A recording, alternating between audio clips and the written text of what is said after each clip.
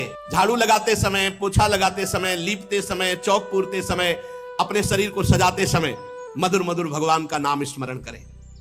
भगवान का नाम स्मरण, कितना बढ़िया भजन है।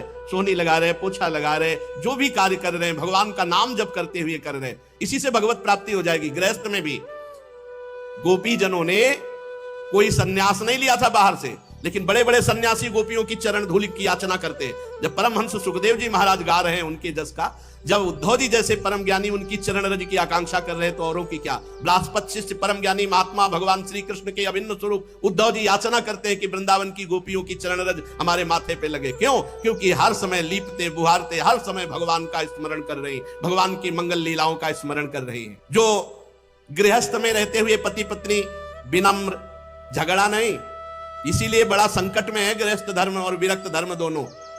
विरक्त धर्म इसलिए है कि आप जैसे अपवित्र आचरण करके हमें भिक्षा देंगे वैसे ही हमारी बुद्धि होगी।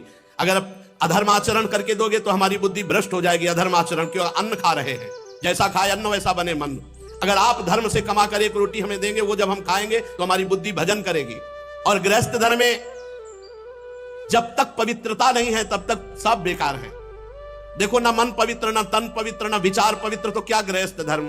जो विनम्र है, विनयी है गृहस्थ, इंद्रिय संयमी है। कहां इंद्रिय संयम? यहां तो इंद्रियों का खुला व्यभिचार शुरू है, खुला व्यभिचार। गृहस्थ धर्म महान धर्म है, जिससे विरक्त भी वही पैदा हुए, बड़े बड़े आचार्य गुरुजन भी उन्हीं गृहस्थों के यहां पैदा हुए। तो गृहस्थ धर्म कोई छोटा धर्म नहीं है, पर बड़ा महान धर्म है। महान इस बात में है कि वो गृहस्थ होते हुए विनयी है, वो गृहस्थ होते हुए इंद्रिय संयमी है, वो गृहस्थ होते हुए पवित्र है, भगवान का भजन करता है, इसलिए मान है। जो प्रिय वचनों से आए हुए अतिथि की सेवा करता है। तुम्हारे दरवाजे पे कोई आ गया, मधुर वचन, आइए स्वागत है, कम से कम आसन और जल, बैठिए, पानी पीजिए, इतना तो सबको ही कर सकता है। भोजन और आगे की बातें ना हो तो हाथ जोड़ दे, पर आए हुए दरवाजे पर भिक्षुक, अतिथि कोई भी आया हो, प्रिय वचन, आसन और जल, तीन चीजें तो सबको ही दे सकता है। प्यार से बोल सकते हो, पानी के लिए पूछ सकते हो, एक आसन पे बैठा सकते हो। इसके बाद वो जो मांग रहा है हमारी सामर्थ्य नहीं, हमारी श्रद्धा नहीं, तो मना कर सकते हैं। अपने कर्तव्य में सावधान रहे, पवित्र प्रेमपूर्ण व्यवहार करे। जो पति परायणा होती है और जो एक पत्नी व्रत होता है, उसके यहां भले वैभव न दिखाई दे, लेकिन उसके यहां शांति होगी, सुख होगा, एक आनंद होगा। अब मेहनत करके पति कमा के आ रहा है और घर में व्यभिचारिणी स्त्री है और ये देख करके उसकी छाती जल रही, या पत्नी बहुत धर्मात्मा है, पति व्यभिचारी है तो उसका हृदय जल रहा है, ये बहुत गलत है। अपने धर्म को समझो। ये शरीर का जो व्यभिचार प्रवृत्ति है ये नरक पहुंचा देगी। पति वंचक पर पति रति करई, रौ रौ नरक कल्प सत परई। जो स्त्री अपने पति को छलावा करके दूसरे पुरुष से सहवास करती है वो रौ रौ नरक पर। अगर पुरुष दूसरी किसी पत्नी से ऐसा करता है तो फिर नरकों के वर्णन में सुना ही है कि लोहे की स्त्री जलती हुई और कल्पों तक भी चिपकाया जाता है, ले आलिंगन करो, फिर वहां हाय हाय मचता है। इसलिए होश में। जो गृहस्थ धर्म, नारद जी वर्णन कर रहे हैं, जो गृहस्थ धर्म में पति पत्नी एक भाव प्रेम संबंध और बड़े पवित्र रहते हैं, विनयी हैं, उनके घर में भले आपको करोड़ों अरबों रुपया न दिखाई दे, लेकिन शांति होगी, सुख होगा, बड़ा आनंद रहता है। गृहस्थ धर्म बड़ा, ऐसा थोड़ी कि निकृष्ट कोई गृहस्थ धर्म है।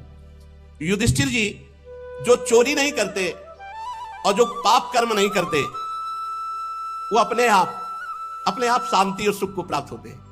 पर सावधान रहे, चोरी करना और अन्य पाप कर्म करना, इनसे अपने आप को बचावे। श्री देवर्षि नारद जी कहते हैं, जो धर्म से चलता है तो कुल परंपरागत लक्ष्मी चलती रहती है। ध्यान दीजिए, दीपक की तरह भले जले, लेकिन जो धर्म से धन कमाते हैं उनका परिवार सुखी रहेगा। और ये जो अधर्म से घूस लेकर इधर उधर, फिर उनका जो है वो भले हाइलोजन की तरह एक बार जले, लेकिन फ्यूज पक्का हो जाएंगे, पक्का नष्ट हो जाएंगे, परिवार तितर बितर हो जाएगा, सब नष्ट हो जाएगा। इसलिए अधर्माचरण करके गृहस्थ का पालन करने की कोशिश न करें। भले धर्म से नमक रोटी खाने को मिले, आप धर्म से चलें। ये भारतवर्ष वेददर्शी ऋषि मुनियों का देश है, ये गर्व का विषय है। हम भारतवासी हैं। ये सब देशों जैसा यहां व्यवहार नहीं है, पशुता, आसुरी प्रवृत्ति, केवल इंद्रियों का पोषण, ऐसा नहीं है। ये धर्म का पालन करने वाला देश है। एक प्रसंग में भाई जी ने लिखा था कि अकबर सम्राट जब राजपूतों को परास्त किया तो सैकड़ों लाशें बिछी हुई थी। रात्रि के समय कुछ अंगरक्षकों के साथ वो ये देख रहा था, खुशी मना रहा था कि बहुत से राजपूतों को मारा गया। तो उसी में देखा कि एक नवीन अवस्था का राजकुमार दीपक लेकर शवों के चेहरे को देख रहा है, तो आवाज लगाई, ए सावधान। तत्काल तलवार खींच करके खड़ी हो गई। वो कोई राजकुमार नहीं थी, वो राजकुमारी थी। नजदीक अकबर अपने साथियों के साथ गया, कौन हो तुम? तो उसने बताया कि मैं क्षत्रिय राजकुमारी हूं। तो यहां रणभूमि में कैसे?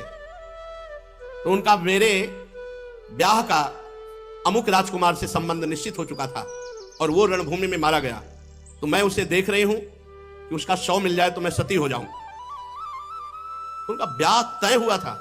बोले हाँ, हम भारतीय नारी हैं, एक बार जिसको अपना पति स्वीकार कर लिया जीवन उसी को समर्पित कर देती है, ये हमारे यहाँ की परंपरा। वो होश उड़ गए उसको कि अभी ब्याह हुआ नहीं, ब्याह की बात तय हुई थी और ये शव ढूंढने आई उसके साथ अपने शरीर को नष्ट कर देने की। ये पूर्व की बात। ये हमारा भारत देश है जहां अपने संबंधों के, अपने चरित्रों की पवित्रता है यहाँ, और उसी के बल से परम पद आदि प्राप्त। ये पशुता थोड़ी थी, ये पशुता तो अभी कुछ वर्षों से आई हुई है। धर्म पूर्वक पाणी ग्रहण संस्कार करके किसी एक को स्वीकार, आजीवन निर्वाह करो, ये हमारे यहाँ की पद्धति रही। जो धर्म से चलता है, कुल परंपरागत, उसके यहां श्री वैभव सुख शांति बनी रहती है। अब युधिष्ठिर जी ने पूछा, ब्रह्मचर्य, गृहस्थ, वानप्रस्थ, सन्यास, ये 4 आश्रम है। इसमें गृहस्थ का तो वर्णन किया, अब ब्रह्मचर्य आश्रम का और वानप्रस्थ आश्रम का और सन्यास आश्रम का क्या स्वरूप है? तो देवर्षि नारद जी कहते हैं, हे धर्मराज, ब्रह्मचारी चाहे कोई भी हो, गरीब या बड़े घर का या किसी भी वर्ण का, गुरुकुल में सब ब्रह्मचारी माने जाते थे। पहला आश्रम सबका ब्रह्मचर्य है। जब तक ब्याह ना हो तब तक ब्रह्मचर्य जो रहे तो उसका जीवन एक अलग होगा। आप देखना, उसकी संतानें एक दिव्य होंगी। लेकिन हमें लगता है कि 10,000 में 10,000 में 10,000 में नहीं, 10,000 में कोई एक ऐसा निकले तो निकले, नहीं तो बहुत है कि ब्याह ना हुआ हो तब तक वो ब्रह्मचर्य रहा हो। अब जो समय चल रहा है 10,000 में कि ब्याह ना हुआ हो और वो 20-22 वर्ष तक ब्रह्मचर्य रहा हो, ये तो मतलब अलौकिक पुरुष का अवतार समझो, अलौकिक पुरुष का अवतार समझो। अगर वो ऐसा गुरुकुल में निवास करना, ये तो प्रथा ही खत्म हो चुकी है एक तरह से, कहीं कहीं ऐसा है। लेकिन उसमें भी कह रहे 10,000 में कोई ऐसा बिरला होगा जो किसी प्रक्रिया से अपने ब्रह्मचर्य को जब तक ब्याह नहीं हुआ तब तक नष्ट नहीं किया। गुरुकुल में निवास करना ब्रह्मचारी को अपनी इंद्रियों को वश में करना होता है। वो गुरु जी के सामने अपने को दास के समान समझे, गुरुदेव के चरणों में सुदृढ़ अनुराग रखे और गुरुदेव का हित कैसे हो, उनको सुख कैसे पहुंचे, ऐसा कार्य करना चाहिए। जो ब्रह्मचारी है उसका प्रधान धर्म है गुरु सेवा, गुरु चरणों में अनुराग और गुरु के सामने अपने को बहुत दीनहीन दास मानना और अपनी इंद्रियों को बहुत सावधान रखना। गुरु सेवा तभी पूर्ण होती है जब मान त्यागी होता है। गुरुपद पंकज सेवा तीसरी भक्त अमान, अमान होकर गुरु चरणों की सेवा करना, यह विशेष जीवन को प्रकाशित करने वाली बात है। ब्रह्मचारी को चाहिए कि जो भिक्षा मांगकर लावे वो गुरु के सामने समर्पित कर दे और गुरु की आज्ञा से ही उसको पावे। और ब्रह्मचर्य आश्रम में मौन व्रत का जरूर आश्रय ले, ज्यादा बातचीत विषय वासना बढ़ाती है। एकाग्र रहे और गायत्री का जप दोनों संध्याओं में या तीनों संध्याओं में जैसा समय मिले वैसा, त्रिकाल संध्या या 2 काल की संध्या।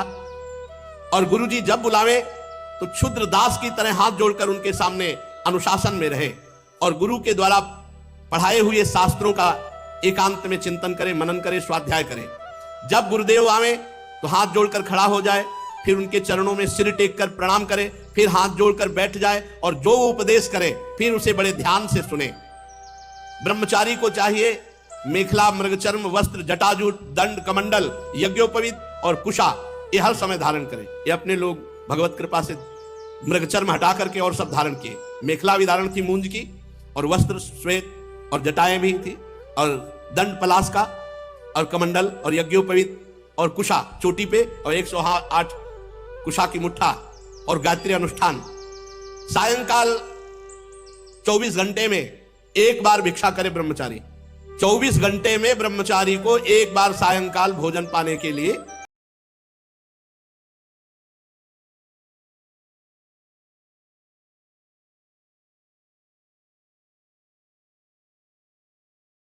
स्वीकार ही न करे, इसलिए माया ने गुण भी रख दिया है कि आप इससे सत्संग भी सुन सकते हैं, आप अच्छी बातें भी सुन सकते हैं, लेकिन एकांत में सत्संग कोई बिरला सुनेगा। एकांत में तो फिर संसारिकता की तरफ मन भागता है। इसलिए बच्चों, उस समय तो थे ही नहीं जब अपने लोगों का नैष्ठिक ब्रह्मचर्य था, मोबाइल नहीं था, किसी को सूचना पहुंचानी आज मरा है तो 15 दिन तक लगते थे। एक चलता था पोस्ट कार्ड और एक नीला नीला ऐसे जो बंद करके दो चलते थे। एक पोस्ट कार्ड खुला इतना बड़ा 15 पैसे का, और ज्यादा जरूरी हो तो तार होता था, तार कर दो ऐसे ऐसे। और अब तो मोबाइल चल गया है। मोबाइल से बचो, ये बहुत हानिकारक है। साधु महात्माओं के लिए तो खास करके विशेष हानिकारक है, बच्चों के लिए भी बहुत हानिकारक है, बहुत हानिकारक। इतना बड़ा बच्चा सर्च करके दुनिया की बातें निकाल देगा। आज तक मोबाइल खोलना नहीं आया। ये जो हम देखते हैं, जो हम सुनते हैं, जो हम बोलते हैं, उसका मनन होता है। ब्रह्मचर्य रहने के लिए हमको ना वो देखना है, ना सुनना है, ना बोलना है जो हमारे भजन में विघ्न पहुंचावे। स्त्री शरीर, पुरुष शरीर और कोई भी किसी भी शरीर से भी अपने धर्म के विरुद्ध आचरण करने की चेष्टा ना करे। जो ब्रह्मचर्य से आजीवन ब्रह्मचर्य, क्योंकि ब्रह्मचर्य से गृहस्थ आश्रम भी जाया जाता है और ब्रह्मचर्य से विरक्त आश्रम, ब्रह्मचर्य दोनों के लिए अनिवार्य है, चाहे वो गृहस्थ में जाना हो चाहे वो विरक्त में। गृहस्थ आश्रम में यदि नहीं जाना और ब्रह्मचर्य का आजीवन व्रत लेना है, तब तो बहुत सावधान हो जाए। आजीवन के लिए नियम ले ले कि कामी पुरुष और कामिनी का कभी भी संग नहीं करेंगे। एक हरकत जहां समझ में आ जाए, देखो बुद्धिमान मनुष्य शरीर है, पता चल जाता है एक दृष्टि से, एक हरकत से कि इसका स्पर्श करना, इसका देखना, इसका बोलना किस भाव से है। साधक को सावधान रहना चाहिए जो आजीवन ब्रह्मचर्य रहना